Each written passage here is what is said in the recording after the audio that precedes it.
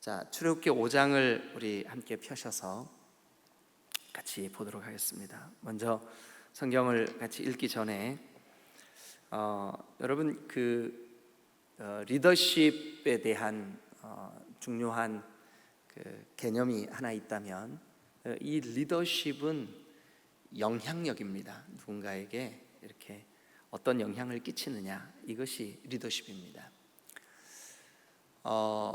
리더십에 대한 소중한 책을 쓰신 우리 침례교단에 하나님을 경험하는 삶이라는 책도 쓰셨던 헨리 블랙가비 목사님, 그 목사님이 중요한 리더십에 대한 책을 쓰셨어요. 영적 리더십이라는 책을 쓰셨는데, 그 책에 보면 이 블랙가비 목사님도 똑같은 얘기를 합니다. 리더십이라는 게 우리가 그동안 한국 사람들 특히 6.25를 거치고 또 새마을 운동을 거치고 군사 독재 시간들을 거쳤던 한국 사람들에게는 리더십 그러면 앞에서 잡아 끄는 거 이렇게 생각하잖아요. 그건 리더십이 아닙니다. 특별히 건강한 리더십이 아닙니다. 근데 헨리 블랙가비 목사님은 이렇게 말했습니다. 리더십은 영향력이다.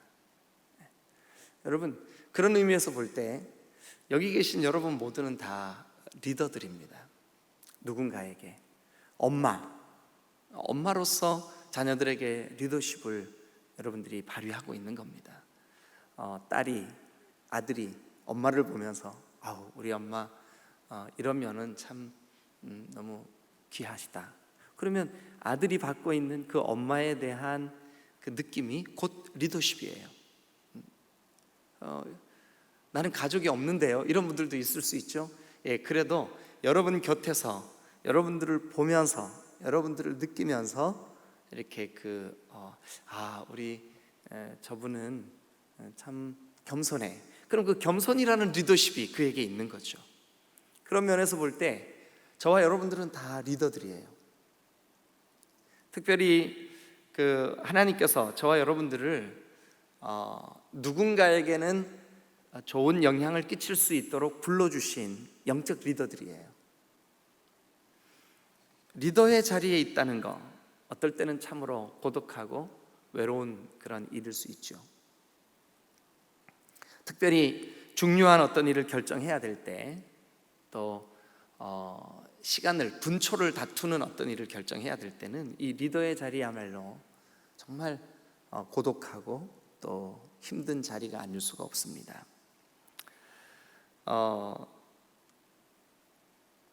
자, 오늘 이 성경이 기록하고 있는 모세, 특별히 오늘은 모세와 아론 1절을 보면 그 후에 모세와 아론이 바로에게 갔습니다. 바로에게 갔는데 왜 갔습니까? 4장 22절을 한번 보세요. 4장 22절. 너는 바로에게 이르기를 여호와의 말씀에, 그러니까 바로에게 왜 갔을까요? 여호와의 말씀을 전달하기 위해서 갔어요. 그죠? 오늘 이 자리에는 특별히 하나님의 말씀을 전달해야 하는 목회자들이 주로 나와 계시는데, 여러분 어쩌면 이 모세와 아론이 하나님의 말씀을 가지고 바로에게 간 거예요. 하나님의 말씀은 뭐였었죠? 바로에게 가서 내 백성들을 데리고 나가야 되겠다라고 전달해라. 특별히 지금 이 타이밍에는 가서 광야에서 절기를 지켜야 하겠다고 전달해라. 이게 하나님의 명령이죠. 하나님의 명령을 받아서 이제 바로에게 가서 말을 전해야 되는데 쉬운 일일까요? 다시 이제 처음으로 돌아가서 여러분들이 누군가에게 리더십을 끼치고 있어요. 영향력을 끼치고 있어요. 근데 그 영향력을 끼치는 그 일이 쉬운 일일까요? 그렇지 않습니다. 대단히 어려운 일이고, 또 특별히 주님의 거룩한 말씀 맡은 자들에게는 더 어려운 일이에요. 하나님은 이 말씀을 전하라 이렇게 하시는데, 그 말씀을 받아야 될 사람들은 사실은 오늘 이 5장에 보면 한 3가지 형태의 거부를 합니다. 세 가지 형태의 거부 반응. 우리에게는 어떤 거부 반응이 있을까요? 오늘 모세와 아론에게는 어떤 거부 반응이 있었을까요? 첫 번째는, 자, 우리 1절을 계속 한번 보겠습니다. 그 후에 모세와 아론이 바로에게 가서 이르되 이스라엘 하나님 여호와께서 이렇게 말씀하시기를 내 백성을 보내라. 그러면 그들이 광야에서 내 앞에서 절기를 지킬 것이니라 하셨나이다. 그래? 하나님이 보냈어? 그럼 보내야지. 그랬겠죠.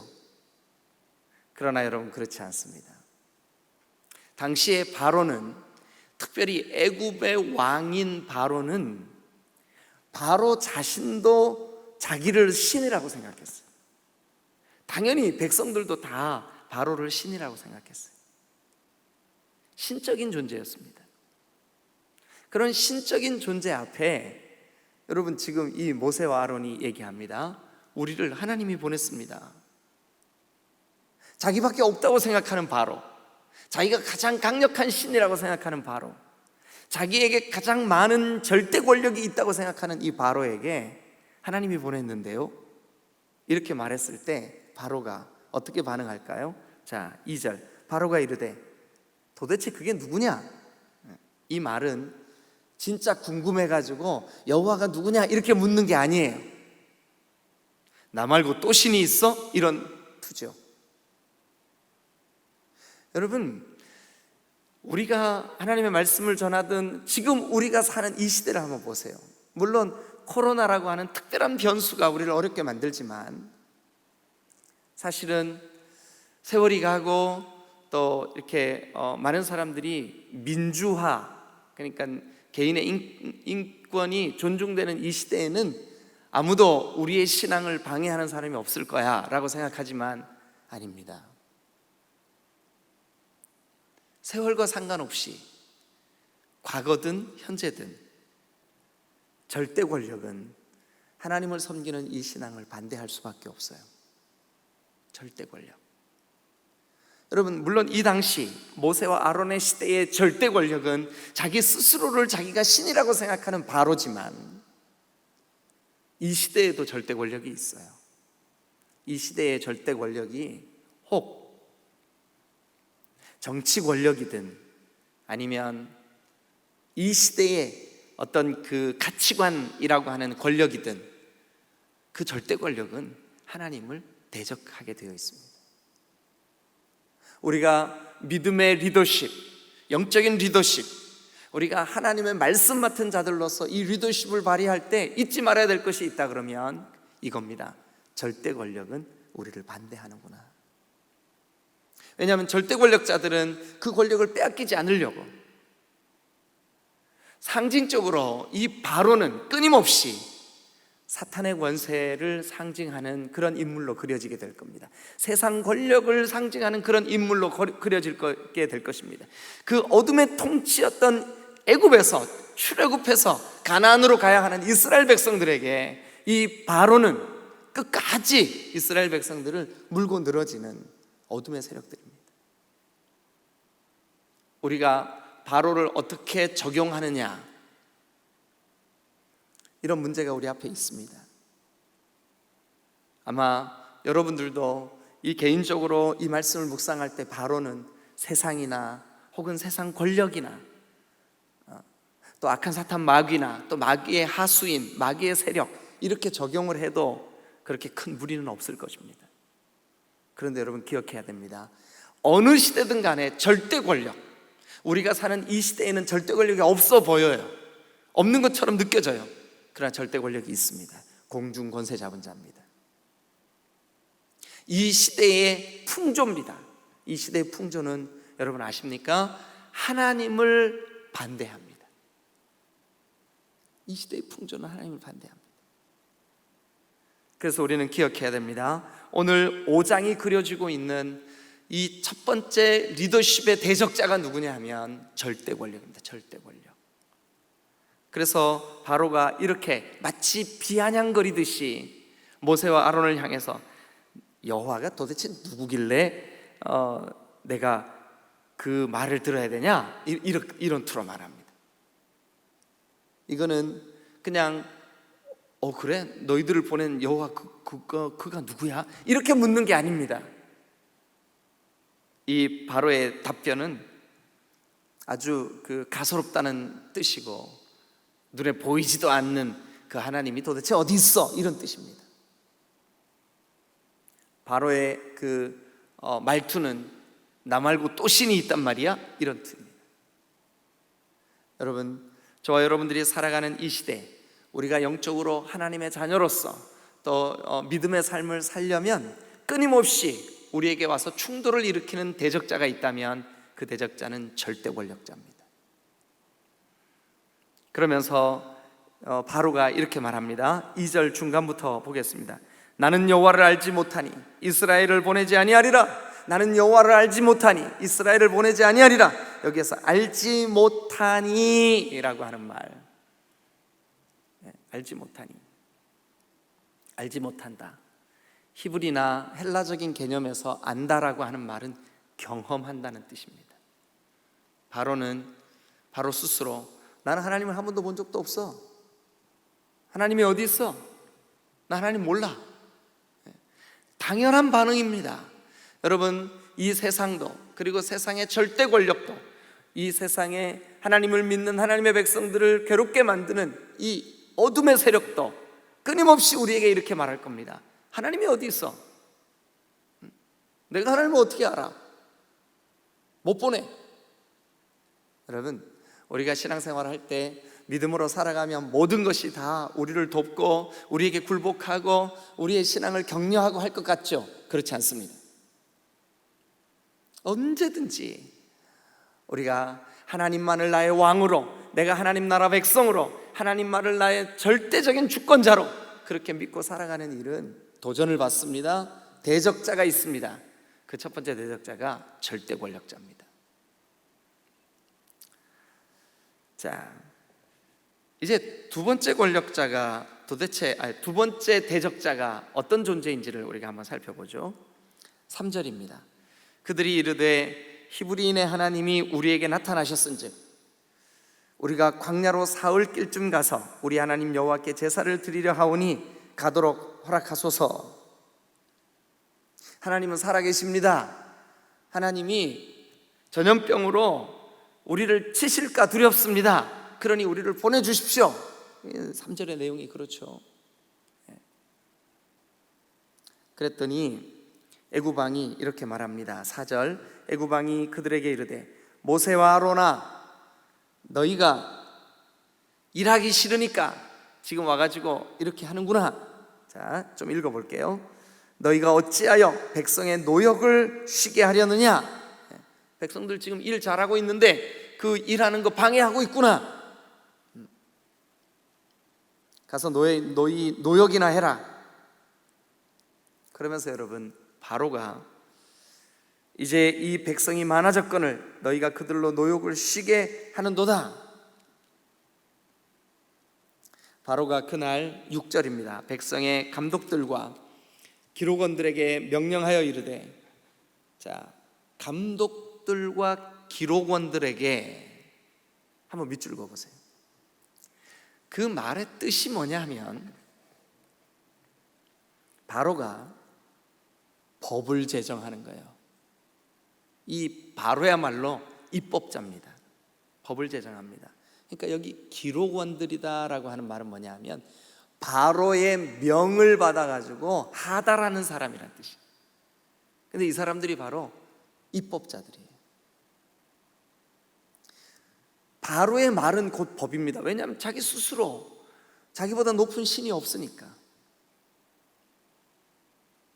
그런데 그의 말이 법이 되는데 그 법이 뭐라고 말을 하냐 하면, 자, 7절, 너희는 백성에게 다시는 벽돌에 쓸 짚을 전과 같이 주지 말고 그들이 가서 스스로 짚을 줍게 하라. 여러분, 저는 어릴 때 시골에서 이 벽돌 찍는 일을 해본 적이 있어요. 물론 어른들이 하는 거 옆에서 구경한 거죠. 제가 직접 했다는 뜻이 아니라. 그래, 아버지가 한번 해봐. 그러니까 그냥 삽으로 흙 퍼서 그 벽돌 찍는 이 틀이 있어요. 틀. 거기다 흙 이렇게 집어넣는 거, 그거 해봤다는 뜻이죠. 그런데 성도들과 함께 제가 애굽에 간 일이 있었어요. 그래 가서 소위 말해서 고센이라고 하는 지역에 유적지가, 그러니까 이스라엘 백성들이 모여 살았던 지역이라고 추정하는 곳에 갔어요. 근데 그곳에 갔더니 이 고고학자들이 왜 그곳이 성경에 기록된 이스라엘 백성들이 모여 살았던 곳이라고 추정을 했냐 하면, 거기 갔더니 벽돌이, 오래된 벽돌이 발견됐는데 그 안에 짚이 없는 거예요. 짚이 없는 벽돌이 무더기로 발견된 지역이 있어요. 땅속에 묻혀있던 것이 얼마 전에 그게 발굴됐어요. 그런 벽돌이 있더라고요. 여러분, 상식적으로 짚을 넣지 않는 벽돌은 견고하지가 못합니다. 이 짚이 뭔지 아시죠? 벼 농사 다 짓고 난 다음에 그 탈곡을 하고 그 남은 것을 짚이라 그래. 짚. 그것을 요만한 사이즈로 잘라가지고, 작두에다가 이렇게 잘라가지고 벽돌을 그 만드는 흙을, 이게 아주 찰흙이거든요. 그 흙을 이렇게 섞을 때 그 짚을 넣어요. 그래서 그 짚이 흙과 흙을 이렇게 견고하게 만들어 주는 거예요. 연결시켜 주는 거죠. 그래서 짚이 들어가야 이 벽돌이 갈라지지 않아요. 짚이 들어가야 이 벽돌이 서로 이렇게 버티고 있는 힘이 있어가지고 오래 갈 수가 있어요. 당연히 지금 이 애굽에서 어마어마한 건축 사업들, 또 어마어마한 그 뚝방들, 이런 것들을 쌓고 있는데 짚이 들어간 벽돌이 필요하죠. 근데 그 짚을 애굽 정부에서 지원해 줬어요. 그래서 이 히브리 노예들은 벽돌만 찍으면 돼요. 벽돌만. 근데 여기 성경에 보세요. 짚을 주지 말고 그들이 스스로 짚을 구하게 해라. 그들이 전에 만든 벽돌 수요대로 그들에게 만들게 하고 감하지 마라. 그들이 게으름으로 소리질러 이르기를 우리가 가서 우리 하나님께 제사 드리자 하나니 그 사람들의 노동을 무겁게 함으로 수고롭게 하여 그들로 거짓말을 듣지 않게 하라. 여러분, 이게 뭐냐 하면 바로의 명령으로 인한 감독자들과 기록원들의 법령 제정이에요. 법이 만들어졌다는 거예요. 여러분, 멀리 갈 것 없이 여러분 주변에 유치원이나 혹은 어린이집을 운영했던 기독교인들, 그리스도인들이 있으면 한번 물어보세요. 세월이 좋아지니까 요즘 유치원 운영하기 좋죠? 똑같이 말할 겁니다. 아니요. 새롭게 하달되고 있는 법이 우리가 이 유치원을 운영할 수 없게 만들고 있습니다. 특별히 교회나 기독교인들이 운영하던 이 어린이 시설은 그래도 교회에서 선교원이라는 이름으로 20년, 30년 전만 해도 얼마나 선교원들이 많았습니까? 그런데 그곳에서 아이들에게 성경도 가르치고 말씀도 가르치고 예수님도 가르치고 그랬었다고요. 그래서 어려서부터 하나님의 말씀으로 잘 양육될 수 있도록 그렇게 할 수 있었어요. 그런데 지금은 법이 결단코 그렇게 하지 못하게 만들고 있어요.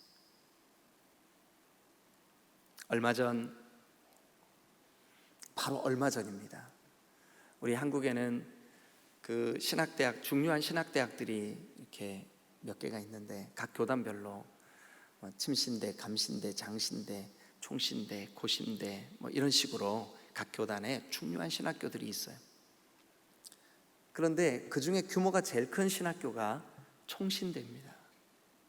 근데 총신대 교수님 중에 한 분이 강의 시간에 이런 강의를 했습니다. 여러분, 동성끼리 성관계를 갖는 동성애는 성경에 하나님이 기뻐하시지 않는 일입니다. 이 동성애는 하나님의 그 거룩한 말씀을 정면 도전하는 그런 행위입니다 라고 가르쳤어요, 학생들에게. 근데 학생 중에 하나가 그러면 그 동성애를 하고 있는 소수자들에게는 이 복음을 전할 가치가 없다는 뜻입니까? 이렇게 질문을 했어요. 그랬더니 이 교수님이 그런 의미가 아닙니다. 그 사람들은 미워하면 안 됩니다. 그들이 하고 있는 행위, 즉 동성애라고 하는 행위 자체는 명백히 죄입니다. 그러나 그들도 영혼들이라 회개하고 주님께 돌아와야만 합니다. 이렇게 가르쳤어요. 그런데 그날 그 수업 시간이, 그 논쟁이, 그 말이 학생들과 교수님 사이에 계속 이 논쟁거리가 됐어요. 수업이 마쳤는데 그 학생 중에 하나가 그 일을 이렇게 알렸어요. 그래서 이 총신대는 우리나라의 아주 보수적인 교단이라고 자처하는 예수교 장로회의 중요한 교단입니다. 그런데 그 교단에 교단 뭐라 그래야 되죠? 교단 재판국 뭐 이런 기관이 있어요. 근데 그 교단 재판국의 재판원들이 대부분 다 좀 보수적이고 성경적인 가치관을 가진 사람들이 아니에요. 그러니까 근래에 사회 운동을 많이 하고 좀 이런 사람들 위주로 그렇게 재판국의 담당자들이 이렇게 바뀌어져 있는 상태였었어요. 그래서 이 교수님을, 그러니까 성경대로 가르친 이 교수님을 해임시켜 버렸어요. 교수직 자체를 박탈시켜 버렸어요. 이게 지금 멀리 있는 게 아니라 우리 대한민국에 지금 이 시대에 벌어지고 있는 일들이에요. 여러분, 앞으로 세월이 갈수록 우리가 순복하고 살아가야 될 이 법 시스템이 점점 더 우리를 하나님을 섬기고 하나님의 말씀대로 살고 하나님을 예배하고 하나님의 거룩한 복음 안에 거하는 일을 노골적으로 반대할 겁니다. 여기 성경에 보십시오. 모세와 아론에게 바로는 법을 제정하여서 그 법이 그들이 따라야 할 그 법이, 그 시대를 따라야 할 그 법이 하나님을 섬기는 일을 노골적으로 반대합니다. 우리의 리더십을 가장 심각하게 해롭게 할 두 번째 시스템이 뭐냐 하면 그 시대의 법입니다.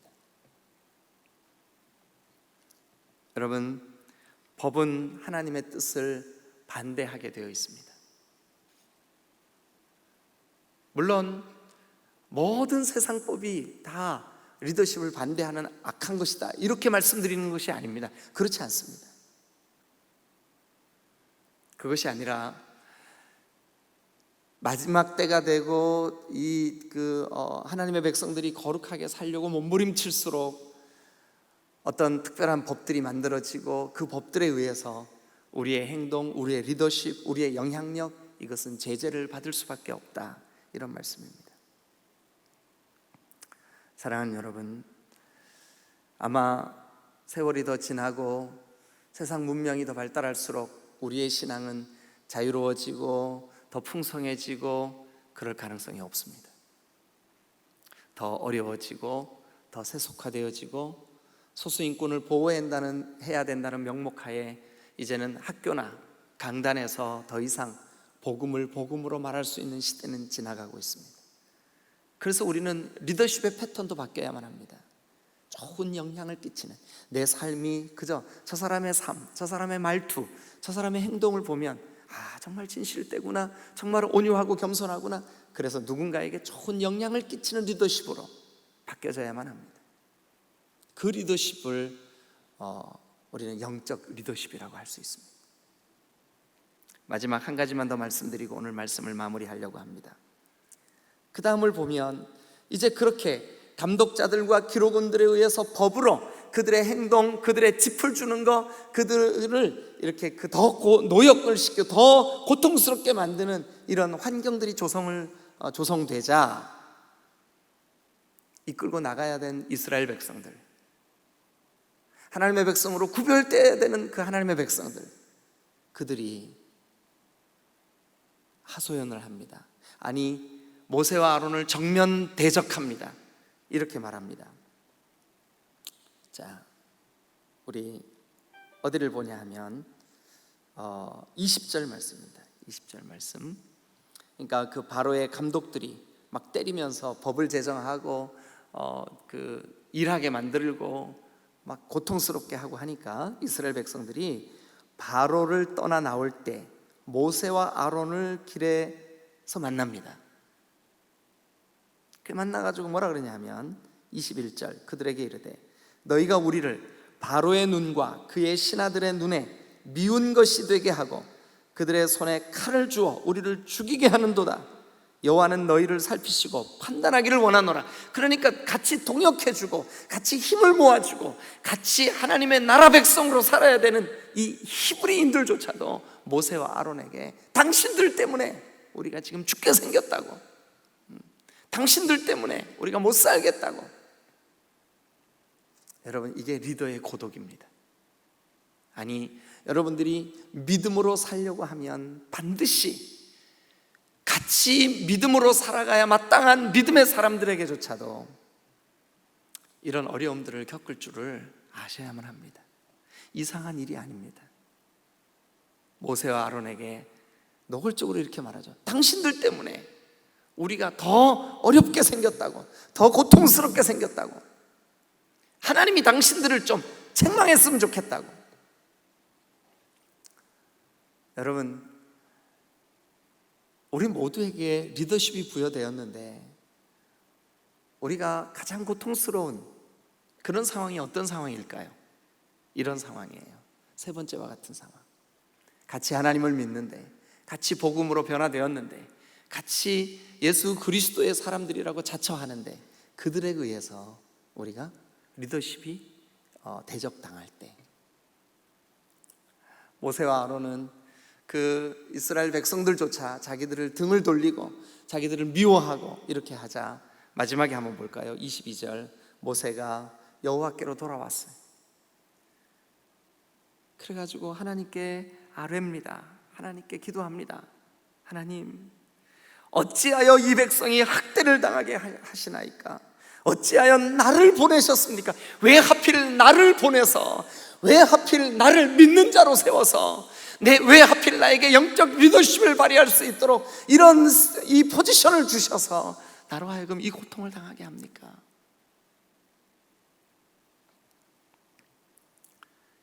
(23절을) 보니까 내가 바로에게 들어가서 주의 이름으로 말한 후부터 그가 이 백성을 더 학대하고 주께서도 주의 백성을 구원하지 아니하시고.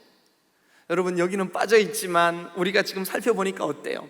법도 우리를 대적하고 내 백성이라고 하는 동역자들조차도 우리를 대적하고 모든 것이 우리를 반대하는데 도대체 어떻게 하라는 말입니까? 여러분, 그러나 이런 반대, 이런 대적, 이런 것들이 있다는 것을 아셔야만 합니다. 그래도 우리가 하나님 바라보고 하나님이 주신 말씀을 묵묵히 지켜내는 것, 이게 우리의 사명입니다. 이게 우리의 사명입니다. 세상이 흔들리고 사람들은 주님을 떠나고 나는 주님의 백성이다 라고 자처하는 사람들조차도 하나님의 말씀의 기준대로 살아가려고 하지 않는 이 시대에 이 방송을 듣고 있는 여러분, 그리고 이 자리에 나와 계시는 여러분, 우리는 영적 리더자들입니다. 저와 여러분들이 영적 리더십을 바르게 좋은 영향을 끼치고 좋은 그리스도인으로서 하나님의 나라 백성으로서의 영향을 끼치려면 이런 반대, 이런 고통, 이런 어려움들이 있다는 것을 기억하셔야만 합니다. 우리 주변에 있는 사람들이 적극적으로 우리의 신앙을 반대할 때가 있을 겁니다. 우리가 살아가는 이 시대의 법이 우리를 적극적으로 반대할 때가 있을 겁니다. 최고 권력자, 공중권세 잡은 자가 우리의 이 리더십을 정면 도전할 때가 틀림없이 있을 겁니다. 아니, 지금도 있습니다. 그럴 때 여러분, 모세와 아론은 하나님 앞에 원망하며 하나님, 왜 이렇게 하셔서, 왜 하필 나를 부르셔서, 왜 하필 나를 믿는 자 되게 하셔서 이 고통을 당하게 하십니까? 우리도 이런 기도할 때가 있을 겁니다. 그러나 여러분, 우리가 기억해야 될 거 하나 있습니다. 뭐냐 하면 이 일이 지나고 나면 하나님이 내 백성을 구출해 내십니다. 구원의 때가 있다는 말입니다. 하나님의 뜻이 이루어질 때가 있다는 뜻입니다. 여러분, 묵묵히 오늘 믿음의 자리에서 여러분들의 선하고 좋은 영적인 영향력을 끼쳐 주십시오.